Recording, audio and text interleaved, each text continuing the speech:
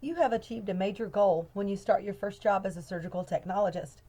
Enjoy the satisfaction of your success, but also be aware that how you perform during your first few months on the job will influence your future career success. The first few weeks at a new job can be busy and stressful. There will be a lot to learn and many adjustments to make. Be patient with yourself. Do your best and remember that it takes time to learn a new job and develop a level of comfort. There are 3 actions you can take to help you get a good start.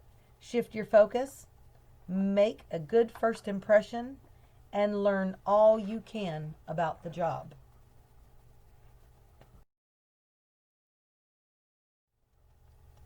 This chapter covers actions students can take to ensure success at your first as well as subsequent jobs. Action 1 is shift your focus. As a student, your main concern was getting through school, mastering new material, learning new skills, completing assignments, and performing well on tests. As a healthcare professional, you must now shift your attention to the goals and needs of others, your employer, patients, and coworkers. You are now accountable to people who are depending on what you do and how well you do it. Empathy, as we discussed in Chapter 10, means trying to see the world through the eyes of others. Healthcare is a people business, and understanding the feelings and experiences of patients, supervisors, and coworkers is essential. Patients can be fearful, irritable, and difficult.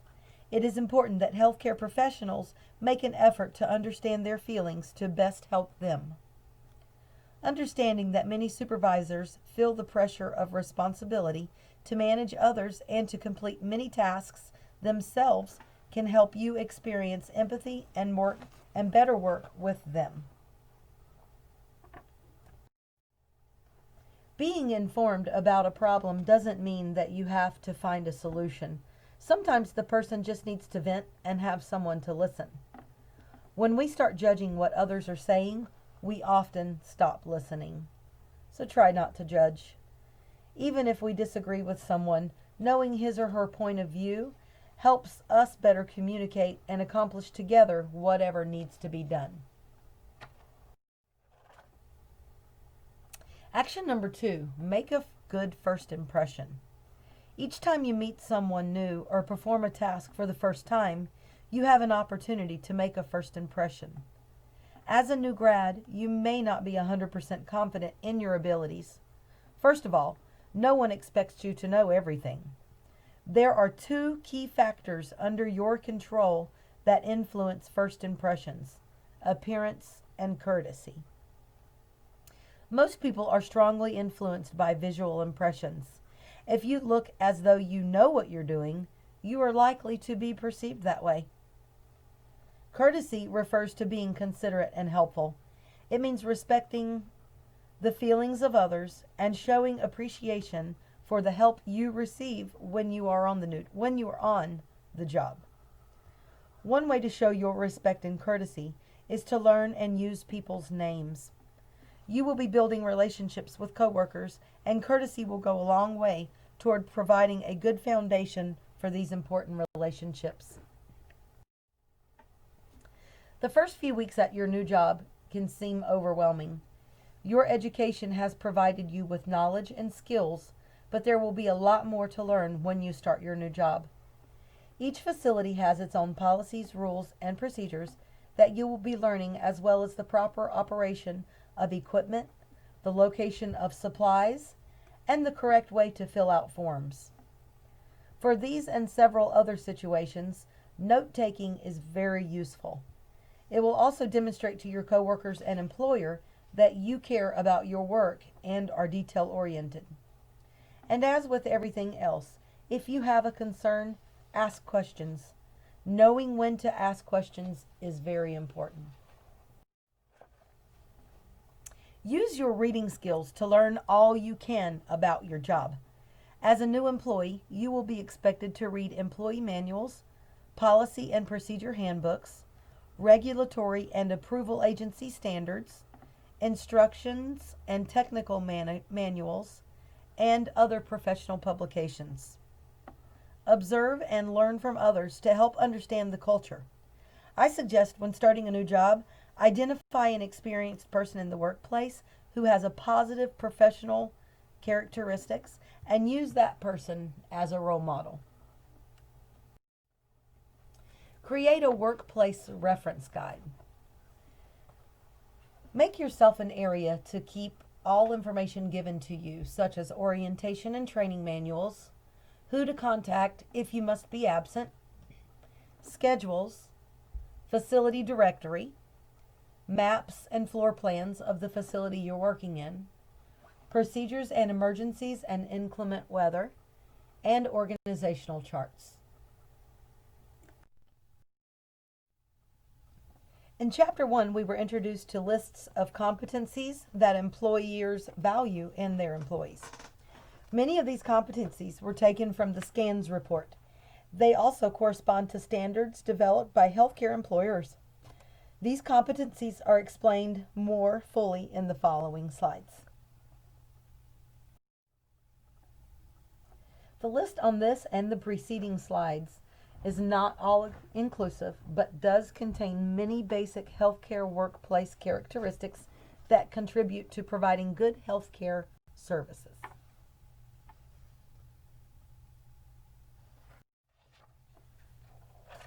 Believing in your self-worth means that you value yourself and your actions. Understand the importance of your actions and recognize how your work makes a difference. Integrity means having sound moral principles and being sincere and honest. Some examples of workplace behavior that demonstrate integrity are: admit when you make a mistake. Covering up errors in healthcare can have serious consequences, even death. Practice ethical behavior. For us, this means conforming to the AST Code of Ethics. And develop a strong work ethic. This means taking a positive approach to work. Take your work seriously, be responsible, and give each task you perform your best effort. For work only. Use the computer only for work tasks. Take home only what belongs to you. Do not speak badly about your employer. Do not complain about your job. And seek solutions to your problems. As healthcare professional, you have an ethical and legal responsibility to respect patient confidentiality. This includes both oral and written communications. You must be willing to monitor your work habits and conversations to make sure this important patient right is constantly guarded. New employees must be aware of the privacy rules and procedures of the organization in which they work. Suggestions for maintaining confidentiality are: discuss patients only with the healthcare professionals who are providing their care or the people the patient has authorized to receive information, and conduct any necessary discussions of patients where unauthorized persons cannot hear you. Make sure when speaking with patients to maintain their privacy by discussing their care where only they can hear. Always clear your computer screens containing patient records when you leave the computer. And do not leave paperwork or files containing patient information in areas where unauthorized individuals can see them. Employees who are responsible and can be depended on are worth their weight in gold.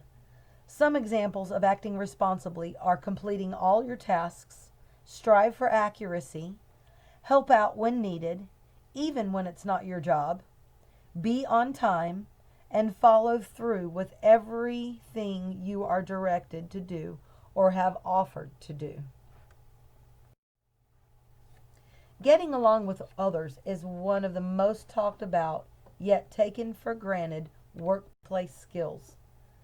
Failure to work well with others is a major cause of employee dismissal because it reduces the facility's capability to provide high quality service. How well you get along with your supervisor can make the difference between looking forward to each workday or dreading the thought of showing up. The nature of this relationship influences promotions, raises, and the quality of work assignments. Make an effort to get to know this important person. Employees must work with their supervisors, so adapting to his or her style is worth the effort. At the same time, supervisors may be willing to accommodate their employees' work styles as well. Your work style may not match the management style of your supervisor. This is not uncommon. Mature employees see these differences as challenges, not obstacles. A number of constructive ways to work effectively with your supervisor in spite of differences include developing a good relationship, include keeping the communication open, following the chain of command. This means speaking with your supervisor before going to the next level with your concerns or complaints. Be empathetic. Your supervisor may have pressures and problems that explain his or her actions. And ask questions to learn your supervisor's priorities and find out what is most important to them. Let your supervisor know how you work best. This should be a positive conversation. And ask for clarification if you are unclear about your job duties or exactly what is expected of you. If the questions on this slide were not answered in the job interview, ask them now. What are your expectations of me? How can I best contribute to the success of the organization and or the department? How often would you like me to report to you? And what is the best way for me to deal with workplace problems? Work in the OR requires continual thinking. Nothing can be taken for granted. You must constantly pay attention to make sure that your actions are correct. Mistakes can be fatal. And do not make assumptions. If something does not seem right, it should be questioned. The problem-solving method that was introduced to us in Chapter 9 is an essential workplace tool. And if you remember, it consists of the following steps. Define the problem, gather information, brainstorm alternative solutions, consider possible results and consequences, choose a solution and act on it, and evaluate and revise as needed. Continuing to learn is extremely important in healthcare. It is in a state of continual change brought about by medical discoveries and several other technological innovations. Here are a few ways you can continue to learn. Through professional organizations, journals and publications, college courses, internet news groups and professionals, and other professionals. Some employers pay for workshops and other learning opportunities as well. Cost control is a major concern in healthcare today. The U.S. spends more of its total income on healthcare than any other nation. How can you help control the costs? Well, there are a number of ways. Some may seem insignificant, but if practiced by everyone, they will make a difference. Work carefully and accurately. Don't waste supplies. Use the supplies correctly. Take care of the equipment. Don't take supplies home for personal use. And use work time for work. Managing your personal habits effectively enables you to serve others better. Failure to maintain control in these areas can negatively affect your work in a number of ways. Develop good personal organizational skills. manage your time efficiently, practice good health habits, use stress reduction techniques, strive for balance between personal, family, and work needs. Change is to be expected in healthcare. Adapting to change and doing so willingly is an essential job skill. Take the time to learn new procedures, learn to use new equipment, work different schedules, adapt to a new supervisor, work with different coworkers, and use a new computer system. Learning tasks that are usually performed by professionals outside of your specific occupational area is known as cross-training. As I have said to you all several times, learning additional skills adds to your value as an employee. These opportunities should be viewed as a benefit, not an inconvenience. One word of caution. Check the scope of practice for your professional level. Some skills require you to be licensed or certified before you can legally perform them. Be sure that you know and stay within your legal limits. Serve as a role model for wellness. Personal habits have major influence on health. The best thing we can do is live by example. Burnout is a work-related condition in which a person experiences physical and emotional exhaustion. People often experiencing burnout feel overwhelmed, hopeless, and unable to complete tasks or even to face work. A few symptoms of burnout are fatigue, exhaustion, anxiety, and an inability to concentrate. Seek help when you know you're feeling this way, and know your personal limits. It may seem as an employee that there is an endless list of should and must do's. There are safeguards to protect your rights on the job as well. These range from laws to prevent discrimination to agencies charged with ensuring your physical safety. The next slides will cover each one of these. The Family Medical Leave Act, or FMLA, is an act of federal legislation that was passed in 1993 to make it easier for employees to take time off to attend to health and their family matters.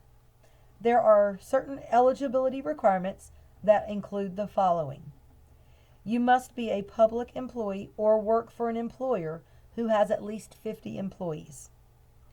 You must have worked for at least 12 months and or at least 1,250 hours during the 12 months immediately before the leave is to be taken. Your job is protected during this time. The Equal Pay Act. This act was created mainly to protect women who traditionally have received lower pay than men, although both men and women are protected by the law. Equal pay is required only when the job and its responsibilities are basically the same. The employees in question must have the same employer.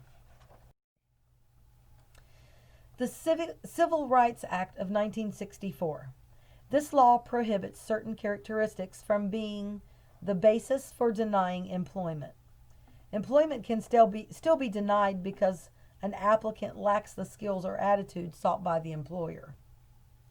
Employers can legally require certain characteristics, such as the ability to lift 50 pounds or more to work any day of the week, which may eliminate certain applicants. Sexual harassment is unwanted and unwelcome sexual attention, and it is classified as a form of discrimination. All employees, and especially new ones who are unfamiliar with the organizational culture and personalities of other employees, must be very careful about remarks made in fun or telling inappropriate jokes. Employers have a legal obligation to respond to any reports of sexual harassment. Employees who believe that they are being sexually harassed should follow the steps outlined here. It is essential to write down and date everything that takes place regarding the harassment. Anyone who is physically threatened should report this directly to the supervisor and other appropriate persons. If you are a victim of sexual harassment, ask the harasser to stop the behavior. Again, document everything that is said and done. If the behavior continues, follow your employer's reporting procedure. If the problem is not resolved, you can file a complaint with the Equal Employment Opportunity Commission within 180 days of the incident. The Americans with Disabilities Act, ADA, protects the right of disabled workers who are qualified for the job to secure and maintain employment. A disability can be physical or mental. This act requires employers to make reasonable accommodations for disabled employees who have the necessary qualifications to perform the job. The Federal Age Discrimination Act. This act does not automatically protect people over the age of 40. They must be qualified for the job, and if hired, must be able to perform the job satisfactorily. Many older people are working well after the age of 65, and this trend is likely to continue as the percentage of Americans over the age of 65 increases. Employers are obligated to protect the safety of their employees. At the same time, employees must take responsibility for knowing and practicing safe procedures. Healthcare settings present a variety of safety concerns, such as infectious disease hazards and injuries sustained from lifting. Individuals who work at computers should practice good ergonomics to prevent hand, wrist, and shoulder injuries. Despite your best efforts, difficulties may arise on the job. They can range from the annoying to the intolerable. The ability to handle them effectively is a major job and life skill. Focus on your long-term professional goals when working through difficult situations. Seek positive solutions to problems. Use them as opportunities to learn. Communicate with your supervisor, and review your work habits. A grievance procedure is a written policy that gives employees a formalized, structured method to resolve workplace issues or grievances that they do not believe has been satisfactorily resolved by the supervisor. Common grievances concern fair treatment, discrimination, and disciplinary actions. Grievances should be filed only when all of the following conditions are met. You have tried to resolve the problem with your supervisor and others, if appropriate. The issue is serious, or if you are willing to follow through the formal grievance process. Focus on the positive. Develop a good attitude and recognize the importance of your work. There are many resources of which you can take advantage to get a good start at your first job. Learning to work well with your supervisor is worth the effort. And remember, all employees have rights that are protected by the law. We'll see you guys in Zoom.